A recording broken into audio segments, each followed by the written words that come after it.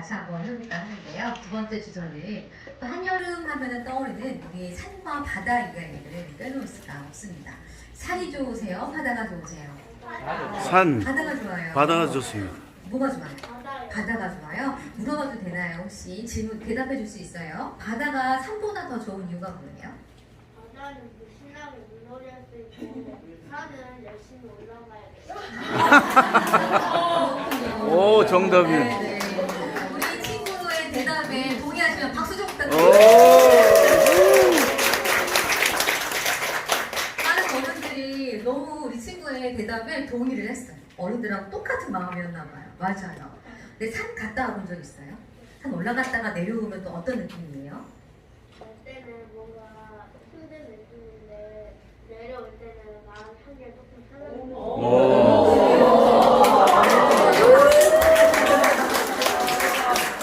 그러게요. 그렇죠. 막 안고 보는 것도 힘들고 매일 가도 너무 힘들잖아요. 태권도도 그랬고. 근데 자꾸 다니니까 어때요? 익숙해져요. 또 할만하죠. 또 너무 익숙해지니까 또 재미없지 않아요? 약간 어려운 게 있어야 조금 재밌지 않아요? 그쵸? 또 그게 익숙해지는 재미가 있는 것 같아요. 아, 산보다 바다가 낫다. 하지만 그 이유가 얼마나 논리적이고 합리적인지 선물을 주지 않을 수가 없어요.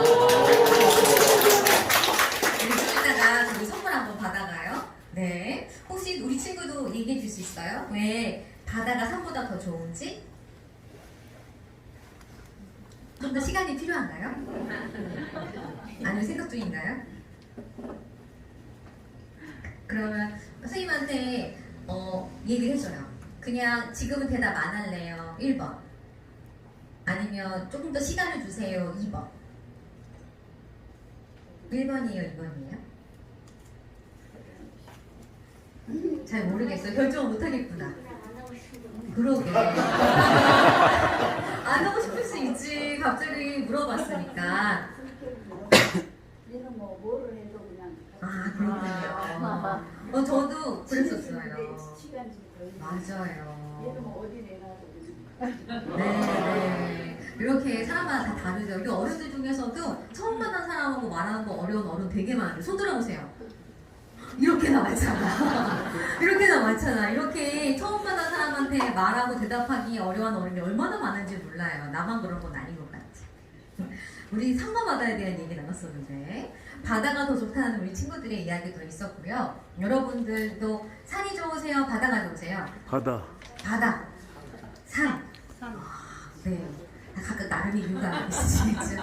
제가 오늘 준비한 건 죄송합니다만 바다 이야기를 갖고 왔습니다. 혹시 바다가 들어가는 혹시 문학작품, 영화 뭐가 떠오르시나요? 노인과 바다. 여러분 노인이신가요? 바다이신가요? 바다. 노인과 바다. 네, 어니스트 헤밍웨이의 노인과 바다 떠오르시나요? 저는 학부 영문과 나왔거든요. 그래서 제가 영문학을 할 때 노인과 바다 하나가 우리가 영문소설이라고 해서 그거를 한 학기 동안 영문판을 아유. 네, 영어로 했던 기억이 납니다. 그리고 그거를 매주 퀴즈를 보고 했던 기억이 나는데 하나도 기억이 안 나요. 역시 배움은 매번 해야 되는 것 같아요. 네, 노인과 바다 이야기를 잠깐 하는데요. 어니스트 헤밍웨이의 노인과 바다입니다. 노인과 바다 보면 노인이 나옵니다. 혹시 이 노인의 이름을 아시는 분 계실까요? 여러분이 너무 잘 알아요. 왜냐하면 여러분의 순례길로 잘 알렸죠. 산티아고. 산티아고입니다. 맞아요. 정답이에요. 네, 훌륭하십니다. 파이팅! 잘 부탁드립니다. 네, 아까 드리기로 한 걸로 퉁치도록 하겠습니다. 네, 산티아고를 3번 갔다 왔어요. 아, 그래도 잘하시는군요. 세 번 갔다 오다 보니까 네, 그래서 오늘 대답해 주시기 너무 많으실 것 같은데요. 어니스트 헤밍웨이 노인과 바다에 나오는 노인의 이름은 산티아고입니다. 아마 이 나중에 이 소설을 보시면 산티아고를 묘사하는 다양한 장면들이 있는데 정말 다부지고 까맣고 얼마나 젊었을 때 꽤 힘 좀 쓰고 고개 잘 잡았겠다라고 하는 걸 느낄 수가 있는데 실제 인물이죠. 어니스트 헤밍웨이가 실제 인물을 만나서 이 사람 소설에다 녹여넣은 겁니다. 어니스트 헤밍웨이만큼 돈을 많이 벌었다고 하죠. 사람들이 이 노인을 만나러 갔다고 하네요. 이 산티아고라고 하는 소설의 산티아고는 84일 동안 한 마리의 고기도 잡지 못해요. 그래서 어떻게 하나 하다가 사자가 나오는 꿈을 꿉니다. 그래서 사자가 나오는 꿈을 꾸고 난 다음에 내가 고기를 잡으러 가야겠다 라고 하면서 멕시코 바다로 모든 장비를 다 갖고 고기를 잡으러 갑니다. 그리고 사흘 동안 한 물고기가 걸린 걸 알고요. 아주 큰 물고기가 잡혔다는 걸 알아요. 그래서 이 물고기를 잡는 그 과정이 소설의 반이죠. 그리고 3일, 다시 말하면 사흘을 그 물고기와 투쟁과 씨름을 하다가 드디어 그 물고기를 잡습니다. 그리고 보트에 잘 다듬어서 다시 자신의 집으로 돌아오지만 어떻게 됐을까요? 상어떼를 만나고 상어떼가 맞아요. 모든 물고기를 다 먹게 되죠. 그리고 이 노인은 뭐만 갖고 올까요? 뼈만 갖고 다시 돌아오게 됩니다. 노인과 바다를 보면서 우리는 여러분은 무엇에 여러분의 마음을 놓습니까? 노인의 여러분의 마음을 공감하시나요? 아니면 상어의 마음을 공감하시나요? 아니면 바다의 마음을 공감하시나요? 노인과 바다의 노인은 우리죠. 84일 동안 한 마리도 잡지 못한 고기가 있는 내 삶을 향해서 끝없이 투쟁하며 나아가야 되는 우리를 뜻합니다. 바다는 상어가 있는 득실득실한 우리의 전쟁터 같은 우리의 삶을 의미하죠. 사흘 동안 열심히 전쟁처럼 고기를 잡아도 상어같이 그 무엇인가에 의해 우리 삶은 망가지기도 하고 폐허가 되기도 하고요. 나중에 뼈만 갖고 다시 집으로 돌아오게 되는, 우리 인생의 원점으로 돌아오게 되는 그런 삶을 만나게 되는 날도 있죠. 이 노인은 다시 바다로 갈까요? 안 갈까요? 안 갈 것 같죠. 그런데 이모 생각에 갈 것 같아요. 왜냐하면 이 소설의 맨 마지막 장면은 다시 누구 꿈을 꿀까요? 사자의 꿈을 꿉니다. 다시 물고기를 잡으러 나가게 되는 본인의 욕망을 담겨있는 사자의 꿈을 꾸면서 이 소설은 끝이 납니다. 우리가 이 노인과 바다, 어니스트 헤밍웨이 이 소설을 우리가 집중해야 되는 이유가 무엇일까? 그 이유를 우리가 마음속에 두고서 이 소설을 읽는다고 한다면 이 소설이 너무 가슴속에 와닿거든요. 그런데 그냥 소설로만 읽으면 너무너무 재미가 없어요. 대체 이 노인은 무엇을 말하는 걸까? 이 바다는 무엇일까?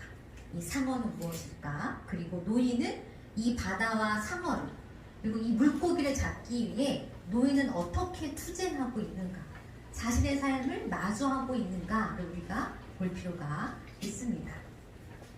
노인과 바다를 보면 이 큰 물고기를 원래는 황새치라고도 하는데 실제로는 이것도 오역이라고 하죠. 안제비라고 하던가요. 아주 큰 물고기라고 합니다. 이 물고기를 우리가 잡게 되고 이 노인은 물고기를 잡고지만 상어들을 만나서 나중에는 이 비바를 맞고 상어들과 함께 대항하지만 뼈만 남은 물고기를 갖고 들어오게 됩니다. 이 소설에 이 산티아고의 아주 친구라고 하죠. 본인은 노인이지만 소년이 나와요. 이 소년은 노인을 너무 가볍게 생각합니다.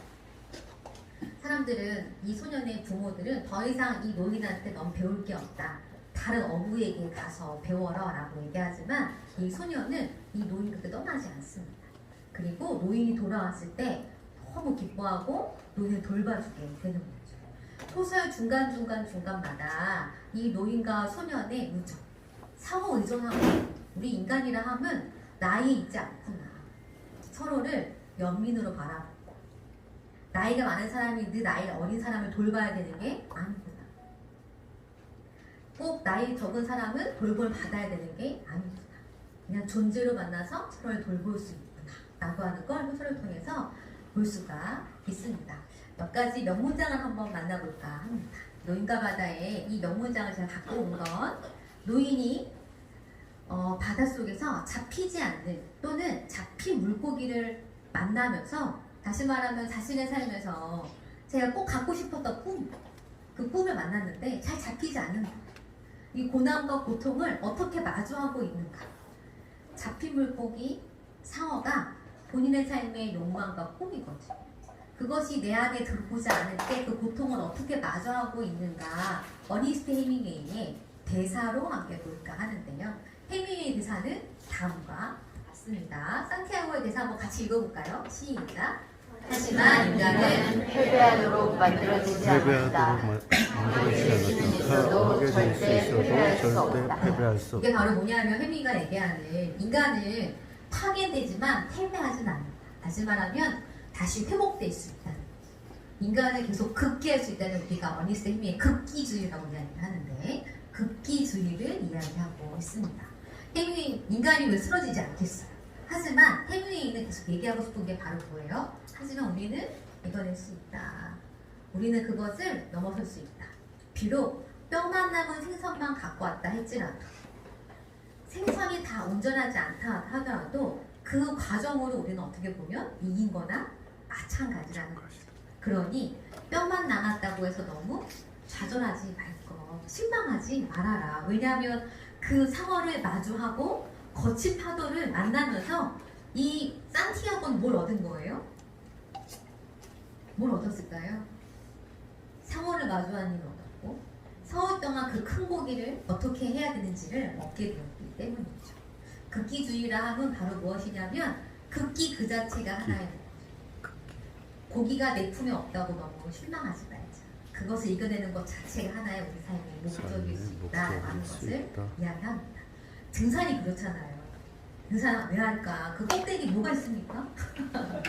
그렇죠. 그 꼭대기 뭐가 있어요. 하지만 올라갔다 내려오는 그 과정에서 우리는 서 있는 걸 볼 수가 있잖아요. 어떻게 보면 어떠한 눈에 보이는 그 목적이 아니라 그 과정 자체가 우리 삶에서 중요하다라고 하는 걸 혜민이 얘기하고 있습니다. 또 다른 겁니다. 더 이상 이 물고기가 물고기 잡지 못하고 잡았는데 이것을 어찌하지 못해서 사흘간의 사투를 벌일 때 이 산티아고는 또 이렇게 얘기합니다. 내가 가지지 못한 것에 대해 생각할 시간이 없다. 내가 가진 것을 활용해서 무엇을 할 수 있는지 생각해야 돼. 우리가 무엇인가 어려움을 마주치게 되면 할 수 없어. 그만해야 되겠다. 쉬운 길로 돌아가고 싶어 하는데 이 노인이 사흘간 아무것도 먹지 못하고 그 큰 물고기를 마주하고 있음에도 불구하고 이 사람은 그걸 놓지 않죠. 산티아고는 어떻게 해요? 내가 할 수 있는 걸 찾자. 내가 할 수 있는 걸 찾자. 그게 바로 극기주의. 내가 할 수 없는 것을 하는 것이 아니라 지금의 이 순간 내가 할 수 있는 것을 하는 겁니다. 여러분 지금 이 순간 여러분이 하실 수 있는 건 무엇인가요? 맞아요. 마음을 열고 들어주시는 겁니다. 애가 잘 왔을까? 잘 왔을 겁니다. 가스레인지 불 껐을 것? 껐을 겁니다. 그렇죠? 지금 이 순간 우리가 할 수 있는 것 그것에 집중을 하는 것 아니죠. 또 하나 이런 얘기도 있습니다. 자신이 열망하고 그렇게 잡고 싶었던 고기가 잘 잡히지 않는 거예요. 그러면서 고기를 향해 이렇게 얘기하는 거예요. 우리 한번 같이 읽어볼까요? 시작. 고기야 그는 말했다. 나는 너를 사랑하고 많이 존경한단다. 하지만 난 오늘이 끝나기 전에 널 죽일 두 가지 거야. 관점이죠. 내가 달성하고 싶은 그 꿈이 있어요. 하지만 그 꿈을 어떻게 해요? 존중하고 열망하죠. 하지만 이 꿈은 내가 달성할 거다라고 하는 거죠.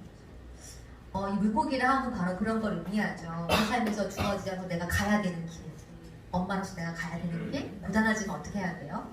그 길을 가야 돼요. 내가 물고기를 잡아야 되는데 이 물고기를 어떻게 생각해요? 죽일 놈의 물고기라고 생각하지 않아요. 난 널 너무 사랑하고 존경해. 하지만 이 길은 내가 가야 되니까 어떻게 해야 돼요? 가는 거죠. 널 죽일 거야. 오늘 여러분의 직장 어떤가요? 죽일 놈의 직장인가요? 하지만 어떤가요? 가야 돼요. 가야 돼. 가야 될 길이라고 한다면 가야 된다는 거죠. 노인은 물고기를 잡았어야 됐어요. 하지만 그 물고기를 바라봄에 있어 죽일 놈의 물고기, 이 잡히지 않는 물고기, 이 왼수 같은 물고기라고 바라보지 않았다는 겁니다. 사랑하고 존경하는 마음으로. 하지만 내가 가야 할 길로 바라보는 거. 이게 우리가 산티아고를 우리가 위인으로 멋있다고 바라보는 그 이유 중에 하나인 거죠. 자신이 가야 할 그 길을 어떻게 바라봤느냐. 그리고 이렇게 부릅니다.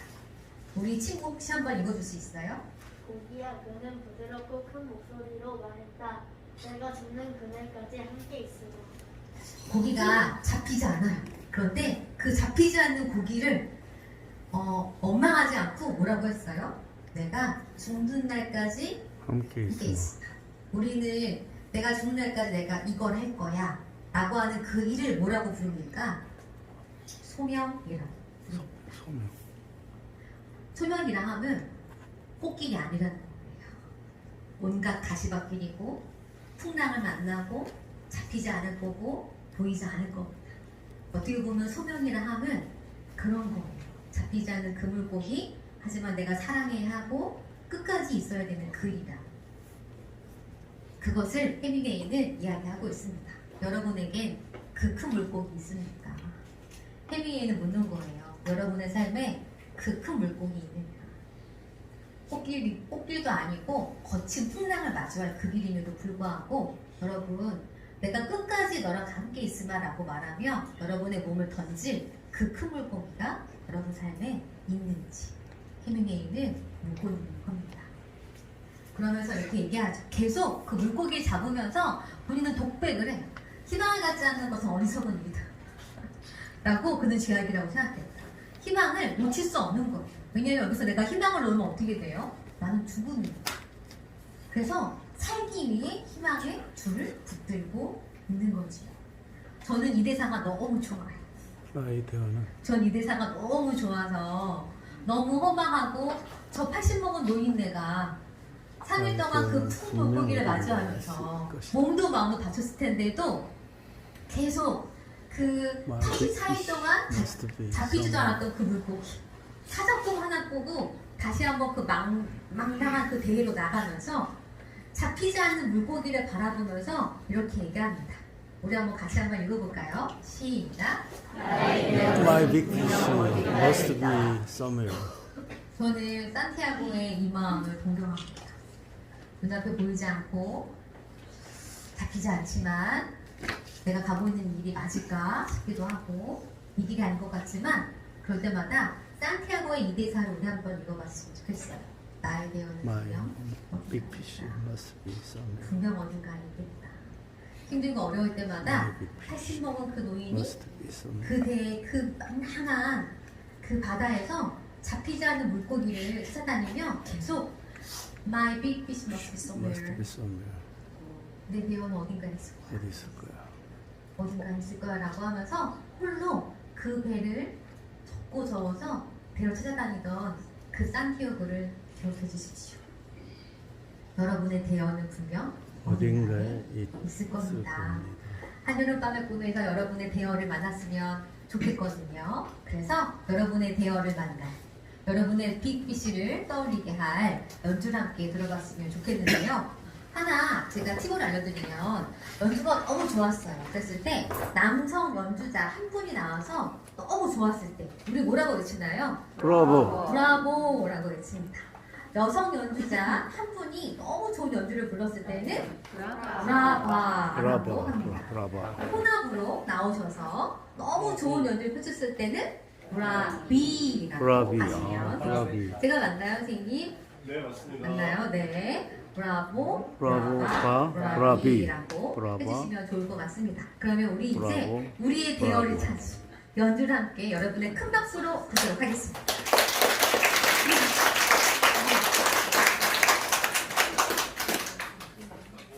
내 마음의 강물입니다.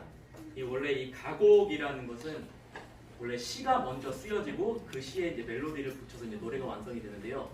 이 곡은 특이하게도 노래가 먼저 쓰여졌습니다. 그 노래가 먼저 쓰여지고 이수인 선생님이 작사 작곡을 하신 이수인 선생님이 시인들한테 이 노래 작사를 부탁했는데 원래 멜로디가 있던 노래에 각 시를 붙이는 게 너무 어려워해가지고 아무도 그거를 승낙을 하지 않으셨습니다. 그래가지고 이수인 선생님이 직접 작사를 해서 그 멜로디에다가 그 시를 써서 그 완성을 하셨는데요. 이 완성되고 나서 이 시인들에게 보여주니까 이 모두들 가사가 너무 좋다고 했던 그런 곡입니다. 그렇게 해서 탄생된 곡 내 맘의 강물 들려드리겠습니다.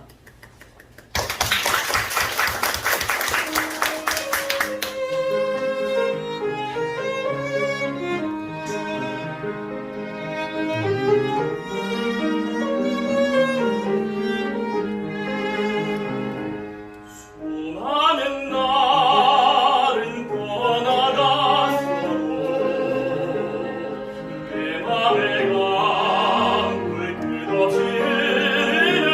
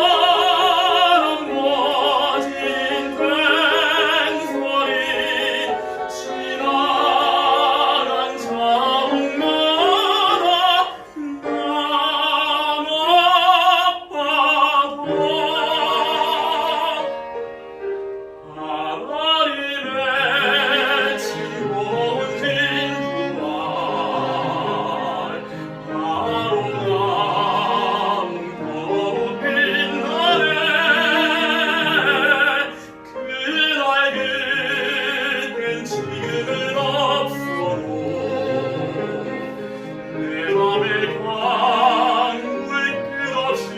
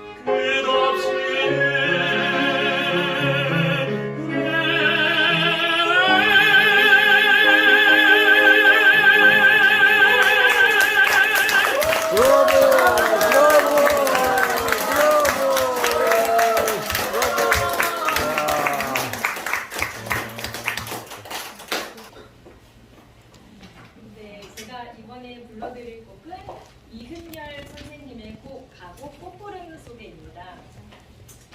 이 곡은 일제 강점기 말 대표적인 문학지였던 문장 태간호에 발표된 작품이고요. 아름다운 봄날의 화사한 꽃향기를 맡으면서 지난날의 모든 아픔과 서러움을 까맣게 잊고 향기에 취하여 아득히 꽃구름 속에 나비처럼 쓰러지길 바라고 말하고 있습니다. 이 노래는 명랑하고 활기찬 가사와 멜로디가 기분을 아주 상쾌하게 하여주는 곡입니다. 꽃구름 속에 들려드리겠습니다.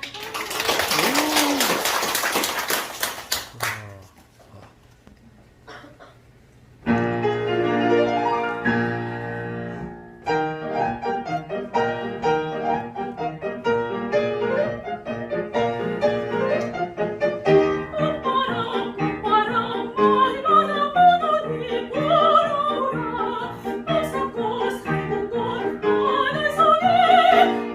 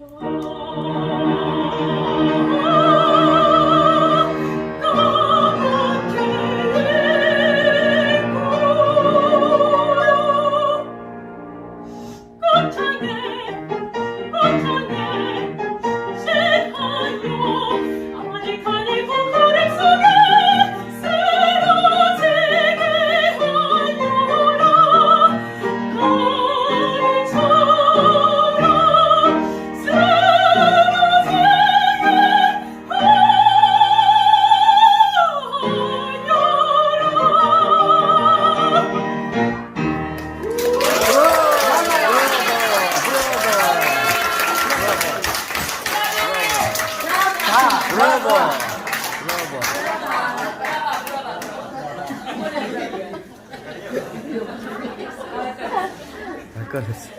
이제 저희가 트리오로 들려드릴 곡은 지금 주제에 딱 어울리는 곡인 것 같습니다. 산과 바다라는 주제에 딱 알맞는 조용필 씨의 여행을 떠나요. 우와. 네, 들려드리겠습니다. 네. 멋있다.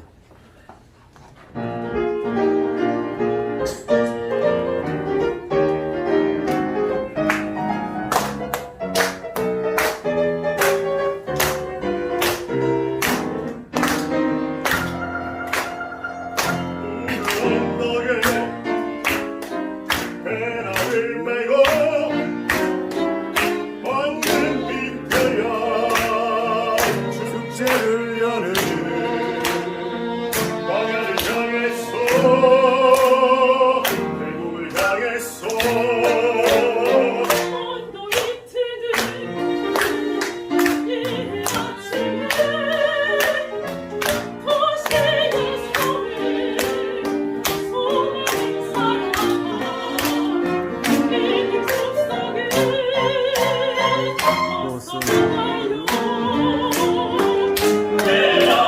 소리가 들려오는 해고 속에 흐르는 물 찾아와 그곳으로 여행을 떠나요.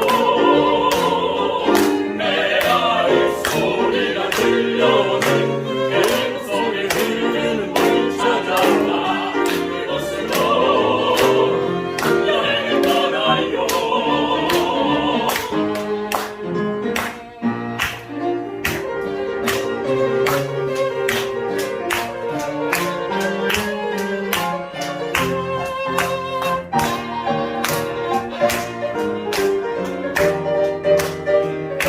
우리 고구리 깊은 산중에 시원한 바람 나를 반기네. 하늘을 보며 노래 부르네.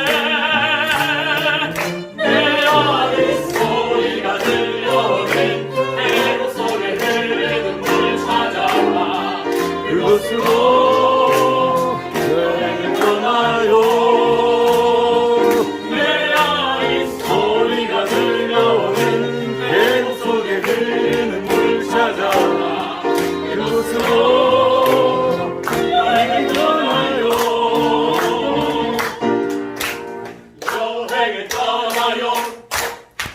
즐거운 마음으로 모두 함께 떠나요.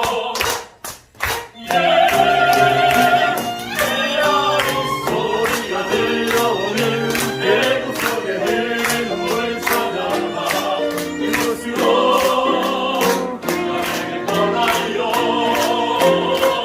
내 아의 소리가 들려오는 계곡 속에 흐르는 물 찾아와 그곳으로